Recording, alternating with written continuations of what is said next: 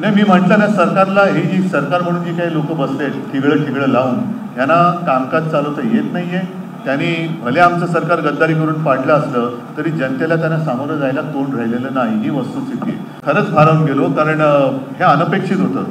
आज माझ्याकडे मी म्हटलं ना, त्यांना असं वाटते की त्यांनी माझा पक्ष चोरलेला आहे, माझे वडील चोरले, पण जनता आणि माझ्या आई वडिलांचा आशीर्वाद, अगदी घराणेशाहीचा आशीर्वाद हा जनतेच्या रूपाने माझ्यासोबत आहे. सरकार आपल्या दारी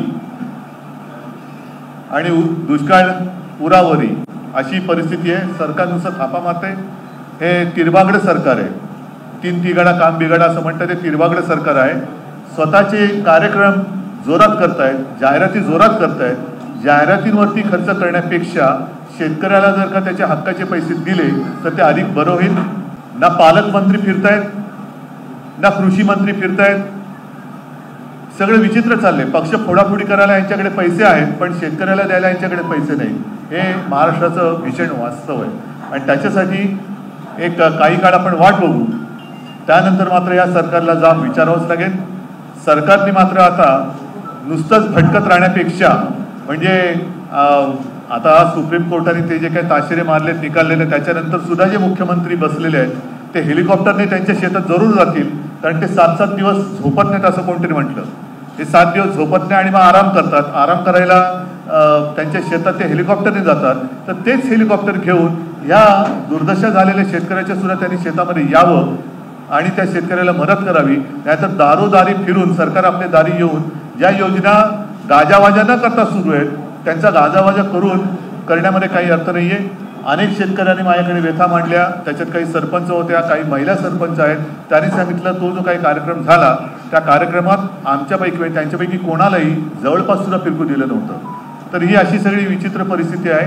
एक तर वीज नियमित येत नाही, पण वीज बिलं नियमित येत आहेत. आणि मग मी मागे एकदा बुलढाण्याच्या सभेमध्ये आत्ताची जे एक उप आहेत, कारण एक फुल 2 हाफ, त्यातले एक हाफ जे आहेत त्यांनी आमचं महाविकास आघाडीचं सरकार असताना सांगितलं की त्या ठिकाणी, म्हणजे कुठल्या ठिकाणी, मध्य प्रदेशमध्ये शेतकऱ्याला वीज बिल माफ करतं तसं या ठिकाणी तुम्ही बिल माफ करा. आता तुमचं ट्रिपल इंजिन सरकार आहे, डबे पण लागलेले आहेत त्यांच्या सहयोगांचे. तर अशी ही जी काय त्यांची रेलगाडी सुरू आहे त्यांनी आता वीज बिल माफ करावं, कारण सरकार या संकटामध्ये शेतकऱ्यांना मदत करणार नसेल तर मदत करणार तरी कधी. तर असे अनेक विषय आहेत. आम्ही सरकारला जाब विचारणार म्हणजे विचारणार. काही काळ विमा कंपन्यांकडे सुद्धा आपण एक आपलं शेतकऱ्यांचं गाऱ्हाणं जे आहे ते घेऊन नक्की जाणार आहे. मला आशा आहे की थोडी जरी नीतिमत्ता सरकारकडे असेल तर या शेतकऱ्याला ते वाऱ्यावर सोडणार नाही. त्यांच्याकडे कोण बघतच नाही आहे. म्हणजे मागे असं म्हटलं जायचं तसंच आहे की दुष्काळ सदृश्य, पालकमंत्री आणि सरकार अदृश्य. काय पालकमंत्री काय करायचेत काय, मग सरकार करायचं काय? नुसत्याच मोठ्या मोठ्या बाता मारतायत. म्हणजे मी म्हटलं होतं ना की सरकार आपल्या दारी, पण थापा लय भारी मारते, थापा लय भारी, तसं चाललेलं आहे. आनंद आहे. मी शेतकऱ्यांशी जाऊन बोललेलो आहे. तुम्ही माझ्यासोबत होतात. त्याच्यामुळे राजकारण म्हणजे सरळ जरी काही त्यांच्या व्यथा मांडल्या हाच एक मुद्दा झालेला आहे. तिकडे मराठा आंदोलक न्याय हक्कासाठी बसलेत उपोषणाला, त्यांच्यावर तुम्ही निर्गुणपणाने लाठीमार करताय, डोकी फोडताय आणि तरी म्हणता राजकारण करताय. तुम्ही सरकारची हाताळणी चुकते आहे. हे सरकार निर्गुण आहे, निर्दयी आहे आणि तिरबागडं सरकार आहे.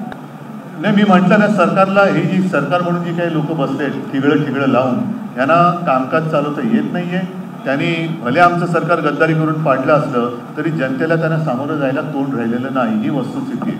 मला असं वाटतं बाकीच्या विषयावरती मी आता काही बोलणं योग्य नाही, कारण शेतकऱ्यांच्या व्यथा, शेतकऱ्यांचा आक्रोश त्याला वाचा फोडण्यासाठी मी आलो होतो आणि मी महाराष्ट्रावर फिरत राहणार आहे. आजची एक ही सुरुवात झालेली आहे. पुन्हा एकदा सांगतो, आत्ता जरी पाऊस लागला आहे असं वाटत असलं तरी हा पाऊस शेतकऱ्याची करपलेली पिकं पुन्हा हिरवीगार करू शकणार नाही. शेतकऱ्याचं जे नुकसान झालेलं आहे तुम्ही सगळे साक्ष आहात. मी माझ्या मनातलं काही बोलत नाही आहे. त्यांनी साधारणतः दर एकरी 50,000 रुपयांची एक ठोस मदत व्हावी अशी अपेक्षा केलेली आहे. काही ठिकाणी तर कर्जमुक्ती जी आम्ही केली होती त्याच्यासुद्धा नोटिसा त्यांना परत जात आहेत. हे सगळं विचित्र चाललेलं आहे.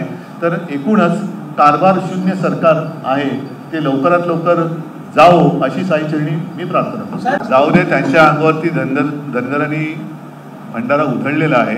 आणखीन त्यांची काय अपेक्षा असेल, धनगरांनी आणखीन संयम सोडू नये अशी माझी धनगरांना विनंती आहे. पण हे असंच निर्बुद्धपणाने वागत असतील तर हे काय कुवतीचे जनतेला कळते, त्यांच्या भाषातूनच कळते त्यांची कुवत काय. खरंच भारावून गेलो, कारण हे अनपेक्षित होतं. आज माझ्याकडे मी म्हटलं ना, त्यांना असं वाटते की त्यांनी माझा पक्ष चोरलेला आहे, माझे वडील चोरले, पण जनता आणि माझ्या आई वडिलांचा आशीर्वाद, अगदी घराणेशाहीचा आशीर्वाद हा जनतेच्या रूपाने माझ्यासोबत आहे. नाही, मी तुम्हाला म्हटलं ना की नुसतं दारोदारी फिरतायत आणि आराम करायला हेलिकॉप्टरने स्वतःच्या शेतात जात आहेत, त्याच्यापेक्षा त्यांनी हेलिकॉप्टरने यांच्या शेतामध्ये यावं. म्हणजे शेतकरी काय, खरा शेतकरी काय असतो, पंचतारांकित त्यांची शेती असेल, पण माझा शेतकरी जो आहे तो साधा भोळा आहे आणि अन्नदाता आहे. त्याच्यामुळे अन्नदात्याचे आशीर्वाद घ्यायला पाहिजे. अन्नदात्याचे शाप हे फार वाईट असतात आणि ते त्यांना भोगाला लागू नये असंच मला वाटतं. नाही, मी मागे बोललो तेच पुन्हा बोलतो. ते जरांगे पाटलांच्या समोरच मी बोललो होतो की अनायसे ऐन गणपतीच्याच दिवसांमध्ये संसदेचं खास अधिवेशन माननीय पंतप्रधानांनी बोलवलेलं आहे.